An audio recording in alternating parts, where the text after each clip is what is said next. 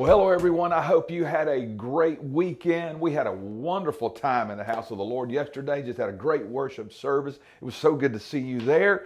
It's a brand new week, and we're just believing that God's going to do great things in our lives this week. Welcome to Monday's edition of Take 5.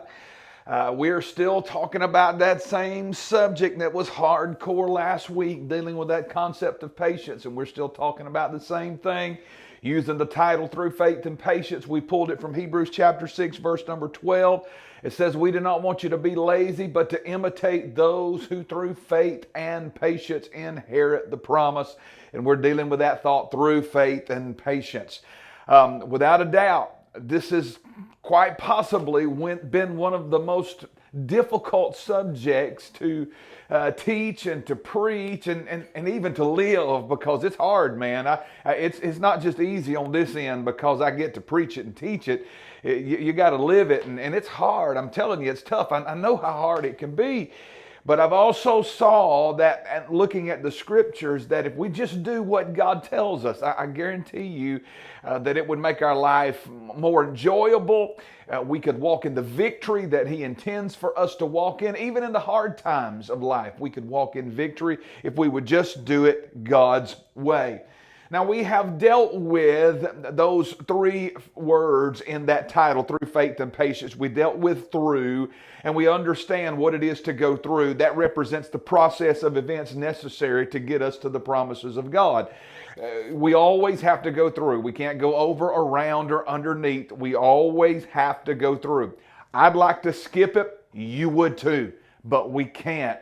God requires us to go through. And so once we settle with that, then we will realize that not only does He require us to go through, but He strengthens us to go through, and He goes through it with us, so we never have to do it alone. Then we looked at the idea of faith. Faith is defined by Hebrews as the substance of things hoped for and the evidence of things not seen. It's what we're believing God for. We haven't seen it yet.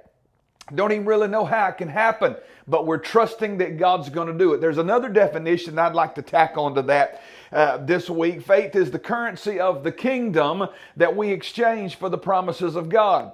Where money is our medium of exchange here in this life, if you have money, you can exchange it for something that you want to purchase. In the kingdom, if you have faith, you can exchange it for the promises of God. So that's how God's medium of exchange through faith operates.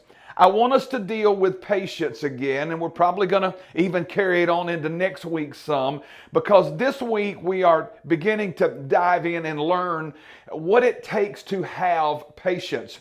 Now, patience has everything to do, we know already, with how we wait and how we endure. Patience is how we bear up under the load. Are we enduring well? Do we wait with a godly fervor and godly temper?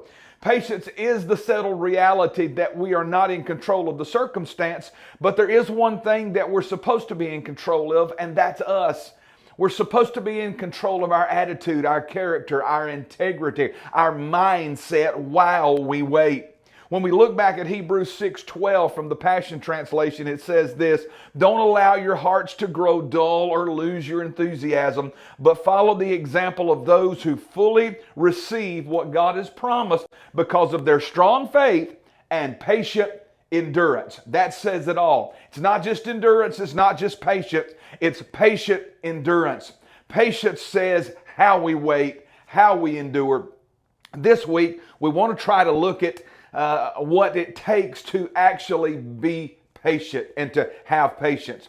Now, to define patience in a nutshell, I know we've done it a lot over the last couple of weeks, but let's define it a little further. It is biblical character, attitude, and integrity that's displayed in the life of a believer while that believer waits and endures by faith for the promises of God. So it's the Christ-like character that the world and the church and everyone around us sees in us while we wait on God. Now, let's face it, we don't always do that. A lot of times we're upset and irritated, agitated, we're angry. Sometimes we throw a little pity party and invite ourselves to it while we're going through these circumstances of life. And none of that is patience. Patience is enduring well. Another definition says the virtue that reinforces and maintains and supports the believer's Christ-like nature and faith during times of trial. So this patience, it supports and maintains our Christ-like nature and our faith. Well, how does it do that? How does that happen? Well, James tells us that the trying of our faith is what produces patience. And this patience then helps support and maintain our faith because it produces everything else that we need. As a matter of fact, it said if there's anything lacking, patience would perfect us. Now, I know this may sound weird, but think about this just for a minute. If patience is the attitude and the character and the integrity that we have while we wait and endure by faith, then it sounds like to me the better the attitude we have, the better our faith. Good attitude, stronger faith. Bad attitude, weaker faith. Now, you know as good as I do that if you have a bad attitude about something, you're just mad, upset, throwing the little temper tantrum and whatever's happening, maybe even feeling sorry for yourself while you're going through the trials of life, you know good and well that will not foster faith. You will not have faith if your attitude's bad. But if your attitude is joyful, like James told those guys there to count it all joy, and Paul even bragged on the Thessalonian church for the joyful way that they went into trials. And even in Hebrews, you'll find, chapter 10, you'll find where they were bragged on for the joy that they have there. That's the attitude that God wants us to have. Bad attitude, weak faith. Good attitude, stronger faith. That's the best way I think to start off this Monday, is knowing that one thing right there.